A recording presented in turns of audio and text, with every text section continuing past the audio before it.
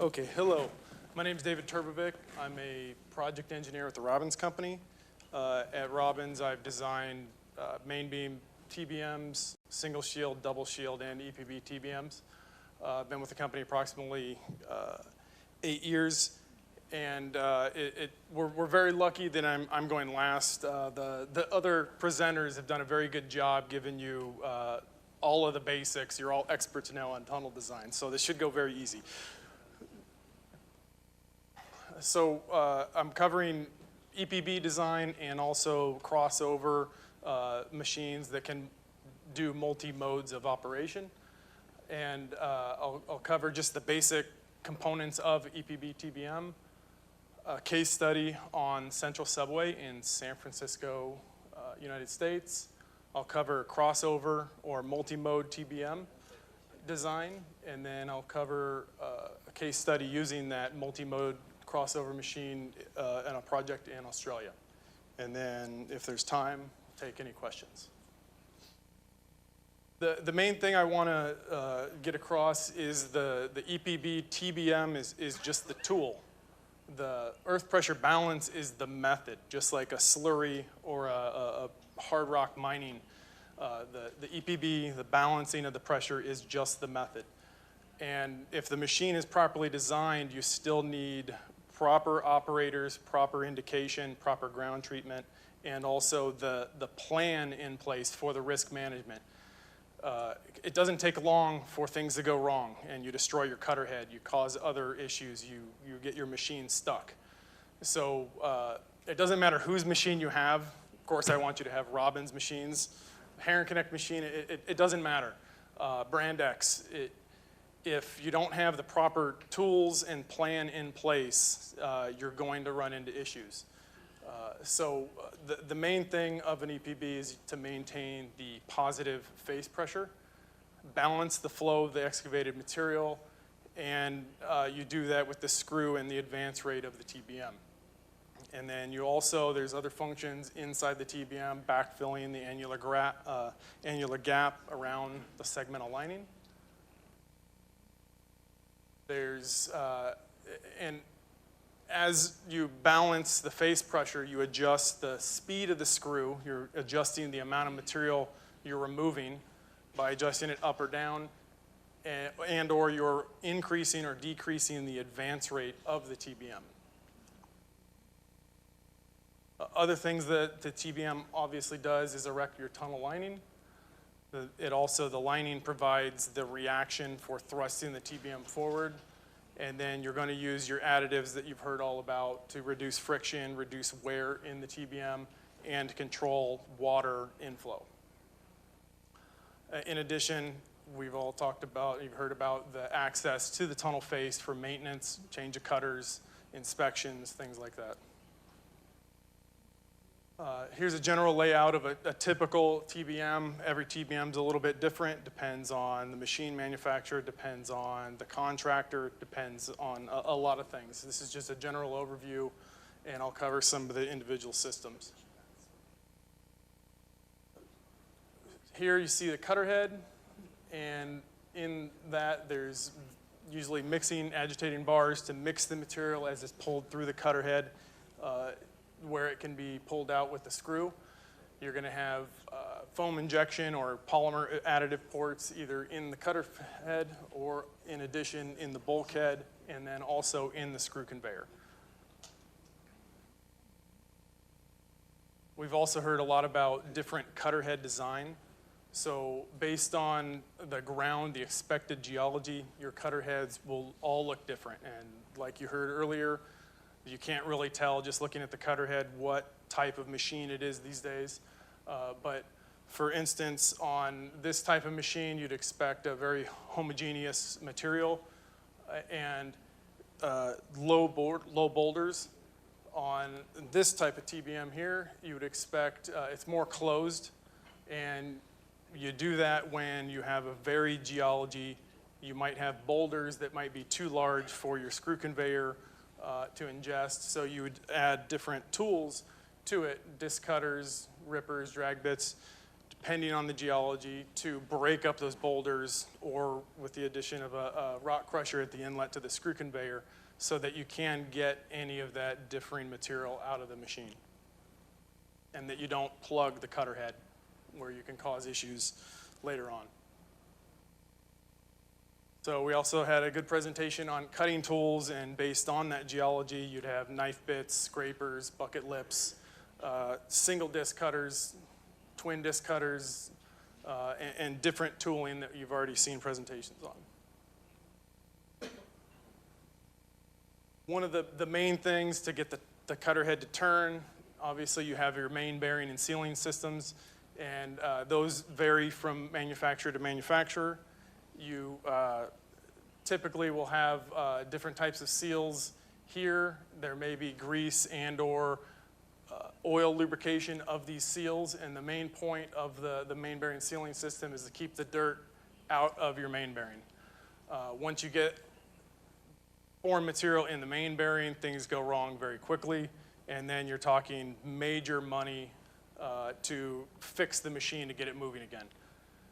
So just like the risk assessment for planning for structures and things like that around the machine, the proper crew that knows how to maintain the machine will save millions of dollars in the long run, as opposed to a machine that goes down underground, underneath buildings. It's just a problem you don't want to have. So the orientation of the seals is different from manufacturer to manufacturer. Like I said, oil and or grease, lubrication, and you're driving grease constantly out of this groove here to prevent material from coming in. You'll also see different types of main bearings used in different orientations. Some will have an integrated ring gear that the pinions of the drive motors turn the cutter head with. Some will have separated ring gears that the pinions touch. And here's an image that shows some of the different radial and axial rollers of the main bearing. You also can have water cooling and flushing systems to help keep the heat generated away from the seals, because the seals are typically a rubber, polyurethane, or other material, and with EPBs, lots of friction where it can degrade those seals. So you really want to keep this system, it's the core of the machine. When this goes bad, you're pretty much done tunneling for a while. So on that main bearing and ring gear, there'll be main drive motors that basically provide the torque to the cutter head. These can be either hydraulically or electric, variable frequency drive driven. They're typically water cooled, oil flushing. I won't go into a lot of detail there due to time constraints, but basically each drive motor will provide a certain amount of torque. So depending on the diameter of the machine, the bigger the machine, the more drive motors you need, the more installed power. We also talked a little bit earlier, you heard about the tail brushes. Typically there's 2 or more rows of these brushes, and each row provides up to 10 bar of pressure protection. And these brushes are typically of a wire mesh and screen construction, and there will be a grease injection system typically through those brushes that will flow through the brushes out to the tunnel lining. One thing you can't see here, it's not in the image, is the excavated tunnel would be approximately in this area. And we saw an image in the last presentation where there'd be like a spring plate in this area to prevent grease and or grout from traveling forward around the TBM, where you could actually get the tail shield stuck. So this is just a top cross section of the tail shield and what the brushes look like when they're compressed by the ring. Also in the tail shields, there is typically the A plus B grout system or mineral grout system, depending on the tunnel. And you're going to mix those chemicals, and where it'll harden once it exits the tail shield. There's a lot of information into what the grout consistency is, and it varies by geology, it varies by grout manufacturer, and I'm not an expert. I know a little bit about those topics, but usually it really depends on the project and also what chemicals and what type of advance rate the TBM is doing. And the greasing system for the brushes typically is an automatic system, so it'll sequence automatically to ensure that your grease is flowing to your brushes, because if you don't have grease here, the grout will harden and it will tend to rip your brushes out, and then you get less pressure control and you can get leakage from behind the segmental lining into the people space, which is a bad thing. Steering the TBMs is also very complex, and there's two main types of systems. There's usually a forward shield and an aft shield or rear shield in the TBM, and there'll be an articulation joint here, and the shield can turn to allow the machine to make steering corrections to stay on alignment and also excavate in turns. The two main types of systems are a passive and an active articulation system. In a passive system shown here, your main thrust rams are connected directly to your forward shield, and they essentially just float in the rear shield. And you can see here in this view, the thrust cylinders push on the front shield and the articulation cylinders are passive. So the shield will actually follow the excavated tunnel, and you adjust the pressure and the flow to the thrust cylinders to steer the TBM. And as you can see based on the image here, you actually get you can generate quite high differing forces in the quadrants of the TBM based on where you're steering. In an active articulation system, here your main thrust cylinder is connected to the rear shield, and there's still the forward and the rear shield and an articulation joint and seal. And then there's also the articulation cylinders then connect your rear shield to your forward shield, and those are active. So you control the pressure and flow to those to actively steer the TBM. And what it does is it gives you generally a more even pressure distribution on your segmental lining. So depending on if you have a straight tunnel or a curved tunnel, very steep curves, Robbins does tend to prefer active articulation. We feel like it gives better control and limiting the differing forces that you can see in a passive articulation system. However, every project's different. Some manufacturers still want one system or the other. Some contractors want one system over the other. Screw conveyor, we've heard a lot about the ground treatment, foams and polymers. Here's some example specs of a typical screw conveyor. The main thing to know here, obviously, is depending on the abrasivity and the different things in the ground that you're going to see, you can generate a lot of heat and friction in this screw conveyor. And we've actually seen on some projects where customers are not injecting foams and polymers to treat the ground, where the muck will come out of the end of the screw conveyor and it's steaming hot. You can literally see steam coming off the pile. And that it's a high friction environment in any EPB TBM. So you're gonna generate heat, but you wanna control that. And also, by using the additives, it definitely reduces wear, not only in the cutter head, but in the screw conveyor. And the screw conveyors can have replaceable wear plating, depending on the geology, and that also differs from project to project. And you do get a pressure drop depending on the number of flights you have down the screw conveyor. So some machines have multiple stages of screw conveyors depending on the application and the pressure. So typically the higher the pressure of the tunnel, the longer the screw conveyor and the multiple stages that you may see there. Segment erector, basically there's all different types also, but the main thing is it picks up your stones of your segmental lining and it places them in the tunnel with the workers so that you can build the ring and then thrust the machine on the next stroke. I won't get into a lot of specifics there. Man-lock, we saw a very good presentation on the different man-locks. This is just a configuration of a smaller TBM with a center-mounted man lock, and that varies from TBM design to TBM design also.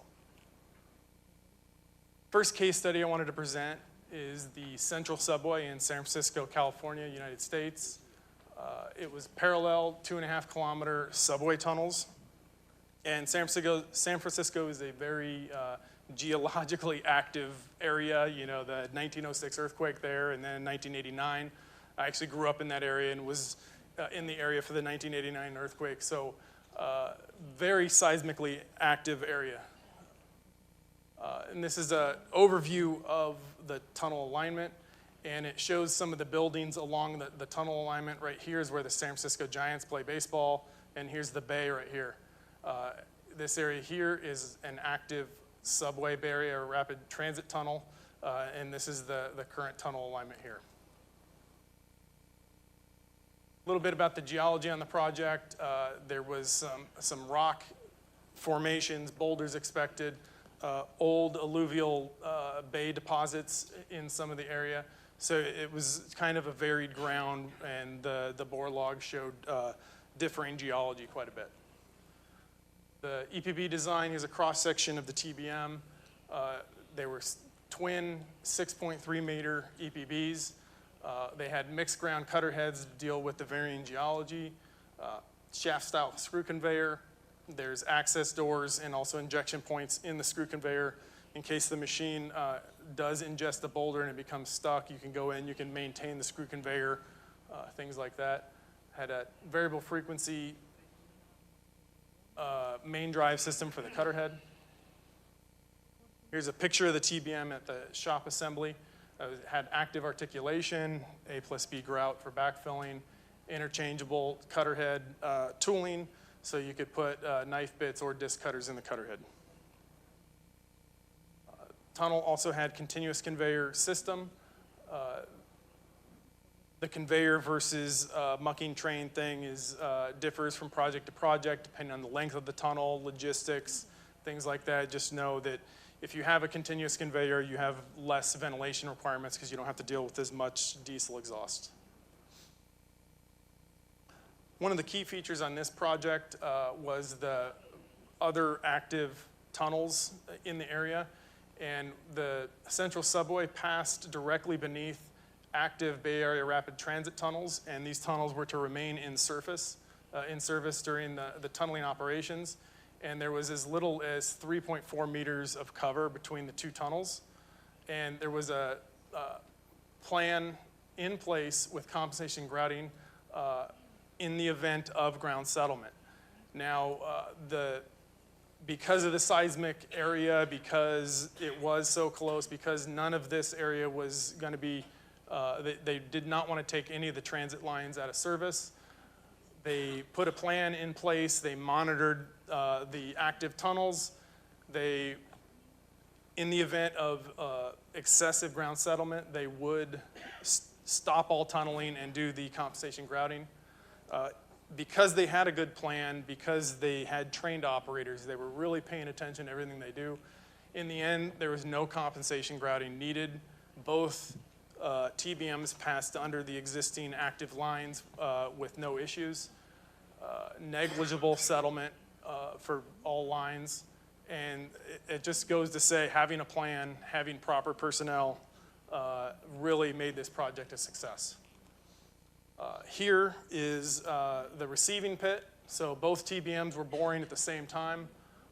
We have some advance rates of the machines. So the first TBM broke through on June 2nd, 2014, and the second machine, June 11th, 2014, so right after each other. And you can see here some of the mixed cutter head with disc cutters and scrapers there. We've seen some mixed type ground machines already, so I'll go through this kind of quickly. So variety of geology conditions for one machine. Benefits of this, obviously, you've already heard about. You can go different modes. You've already heard about some of the EPB slurry machines. I'll be presenting a little bit on a rock and EPB crossover type machine. And you can use on these machines either just the screw conveyor, or you can convert it and use also a belt conveyor. And depending on what's going on in the machine, you can adapt how you operate the machine based on what you're seeing in ground conditions. So I've already heard a lot about cutter head design, so you'll change the design of your machine based on the geology. One thing to consider is if you're doing a rock and a EPB machine is, EPB machine, you have to mix up that ground before you can excavate it, so you need very high torque. But if you're going to crush rock, you don't need as high a torque, you need high thrust. So that's one thing that you need to consider in this type of machine. So like you've already heard, you want your cutter head to be designed around the type of tooling that you're going to use, and also to allow for ease of change of that tooling. And you also want to change your opening ratio based on that type of ground to give you more open machine will give you better pressure indication at the tunnel face than a more closed machine. But you can put pressure monitoring in varying locations to aid with your pressure indication. On a crossover TBM that is of the rock type, in an EPB, you have a lot of shield friction, and you can also turn the cutter head and mine in both directions. So if the machine rolls, you just turn the cutter head the other way to make that correction. In a rock machine, there is no high skin friction, so the machines will roll quite a bit, and they can roll quickly. And also for efficient mucking, typically on the rock type TBMs, the cutter heads are unidirectional. And that's just for better wear protection and efficient mucking of the rock material into your conveyor systems. So on a rock type crossover machine that can do EPB and other modes, you may have to add special features such as gripper shoes, stabilizers, and also skew ring to help, because that cutter head can only turn in one direction. You may need to do and angle your thrust cylinders and do roll corrections and things like that. Another thing I mentioned already is the torque requirements and thrust requirements based on the type of machine. So on an EPB machine, you need very high torque and you need low speed on your cutter head. On a rock machine, you typically would have a much lower torque and you would turn the head faster than you otherwise would for an EPB. So you may need to, on this type of machine, have dual speed gearbox system, and that will change, obviously, the gear ratios to get you at the proper zone of where you need to be for that tunnel. So also for screw conveyors, depending on the length of the tunnel, you heard a little bit about operating in EPB mode where your conveyor is completely full, or in open mode where your conveyor might not be completely full. So like you heard before, you're getting your pressure control from the plug in the screw, the plug of material. In open mode, the face is self-supporting and your screw conveyor is only partially full. Just know that you need to turn this screw conveyor faster to get that material out, and if you're in very abrasive conditions, you'll see much higher wear, as this is less efficient to get that material out of there. So on a crossover type machine, where your mixed ground conditions, where you could be in open mode much longer, you may want to consider going and converting the machine to use a belt conveyor halfway through the tunnel. So in this machine here, this is a machine design that is in India right now, and this machine does have a screw conveyor. It is retractable, and then we have the ability of inserting the belt conveyor, muck hopper, and things through the center of the machine so that you can run in open mode. So it's all in the machine design. Now, like I said, this is a more expensive option, but if you have long sections where you may need to be in open mode, this becomes a viable option. And here's a couple of just AutoCAD sections through the machine. So here, you're in EPB mode, and the screw conveyor is into the tunnel, or into the excavation chamber. And then you can see here your belt conveyor is pulled back inside your towing or conveyor frame here. In open mode or rock mode, they've changed out a lot of the tooling. The screw conveyor has been pulled all the way back and is stored back after the machine, after the tail shield in the bridge area, and your belt conveyor now extends all the way into the cutting chamber. And there'll be additional plates that direct material and pick up that muck and dump it now into the center muck hopper of the machine to take it on the belt. A case study for a crossover machine is Grosvenor, Australia. And this is a coal mine, active coal mine in Australia. And the project consisted of 2 declines for access tunnels to the mine. And there was a single 8-meter TBM, and the first transport drift was a 12.5% downhill decline, and then a conveyor drift on the second tunnel was 16.7%. So the machine was a rock EPB style machine that was boring downhill. It has a lot of special features on it. A little bit about the geology. It's a coal mine. Australia has very strict explosive gas, methane type requirements. You're in a coal mine area, so potential for explosion is very big on this machine. So there was, the start of the tunnel was in sediments, and then you went into weathered basalt, and then down into weathered sandstones, and basically because of the geology of the area, you could hit coal at different concentrations at anywhere along the tunnel alignment. The TBM was 8 meters. It was also an on-site first-time assembly, or OFTA, which means there was no factory assembly of this machine. The first time it went together was at the job site. And it requires some special things if you're going to do that on a project. This is a remote area of Australia, so you have to bring some of your workshops, tooling, things like that to the site, and the way you have everything, you can plumb up all your hydraulics, everything for the first time on the site. Because of the possibility of methane in the coal mine environment, there was different exclusion zones and a boundary, and there was flame or explosion proof area of the TBM forward, and then an IP55 or lower explosion risk zone after that zone. And that, based on the machine design, allowed reduction in cost for components. Like the entire TBM and backup did not have to be explosion proof. One of the other key project features was rapid mobilization and demobilization. So they wanted to get the first tunnel done, then pull the machine back through the segmental lining and do the second drift. So the challenges on the project were the center-mounted screw conveyor, and so that's typically on an EPB. It would come, the penetration of the screw would be much lower. We went with a center-mounted, and there's a couple of reasons for that. Because of the explosive nature, we wanted to use the screw conveyor as a plug. So if you do hit any of that coal material, you have the entire enclosed screw that can contain that, that material.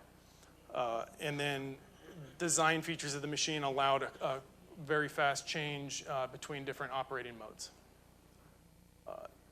At the center of the machine here, kind of looks like a Halloween pumpkin face, but this is the center bulkhead. And in EPB mode, the screw conveyor, here's another image of it here. The screw conveyor is extended into the chamber, and these two are retracted. These 2 muck chutes are retracted flush with the bulkhead, so it operates just like a normal EPB. If you wanted to operate in open mode, the 2, I call them the pumpkin eyeballs, get extended, and this actually forms the walls of your muck chute. So they would modify the cutter head also, and any rock material is then dumped, and these are directed onto the center mounted the screw. The screw casing also extended into the cutting chamber to act as the bottom of what would normally be the rubber belt in an open type TBM. So in EPB mode, the screw conveyor is extended but not the casing, and you're operating just like a normal EPB, and the material is just pulled out like normal. In rock mode, the screw casing is extended, and then also the bulkhead ports are extended to form your muck chute.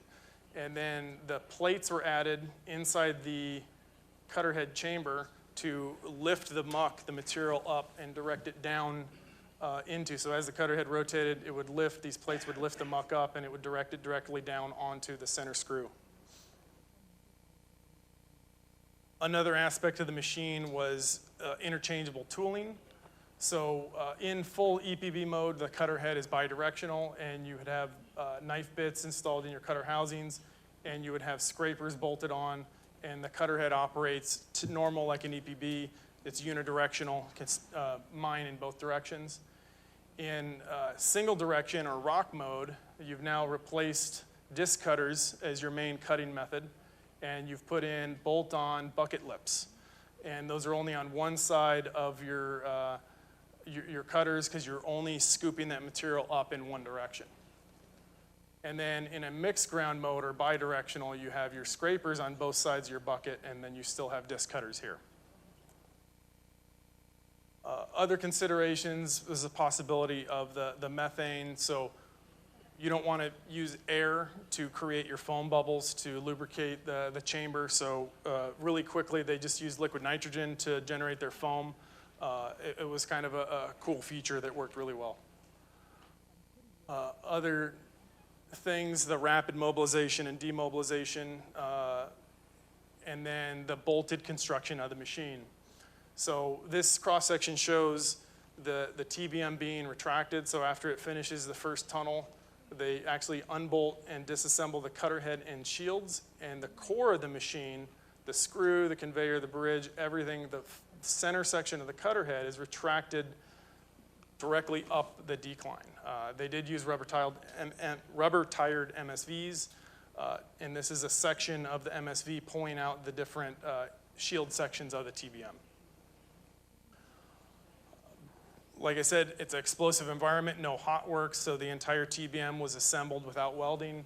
The cutter head was 4 outer sections and a single center section, and this just shows the dividing lines of those, and this is the fully assembled cutter head. The shields were the same general design. It was 4 main sections with a small key section at the top, and that just allowed them to pull those apart without having to over-excavate at the bottom of the blind tunnel.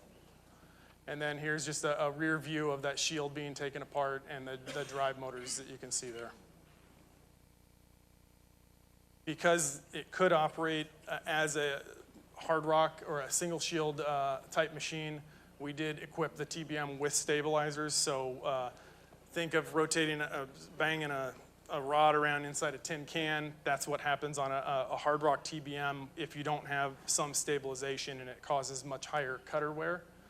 So we had the ability to extend the grippers, the stabilizers out to center the machine for more efficient use of the cutters and reduced friction and wear on the cutting rings.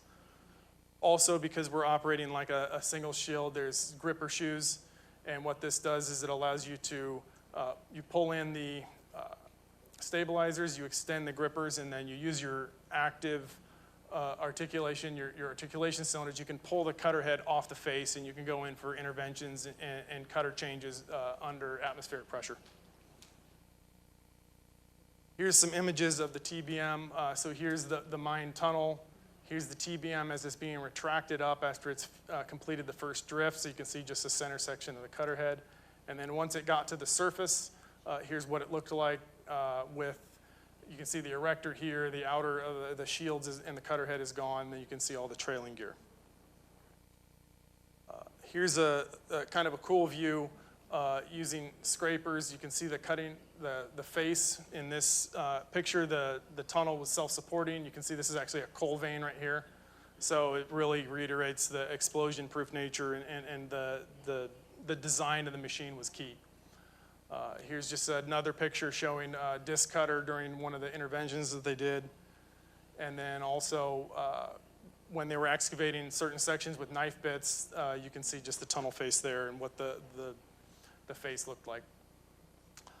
Really, this is just kind of a cool picture. They had to pull the machine out of the first drift, and then they had to mobilize it to the next drift. So they had these really quite impressive multi-wheeled and axled vehicles to move the entire TBM in one move without any disassembly. So all the cables, hydraulics, everything is still hooked up, and they just drove it to the next site. set it back down, and started the next tunnel. A little bit on the advance rates. The machine did perform very well. December 2013 it started, completed the first drift in July 2014, and it was relaunched in November on the next drift. I won't bore you with some of the project accomplishments. It was just shows you kind of some of the versatility of the machines with proper design and planning. And then for what the mine wanted, it really helped them.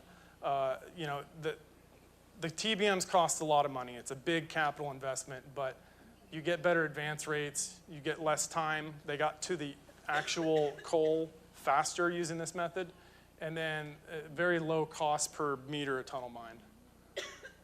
And here's just the final assembly of the machine before the first launch. With that, that's my presentation, and if there are any questions.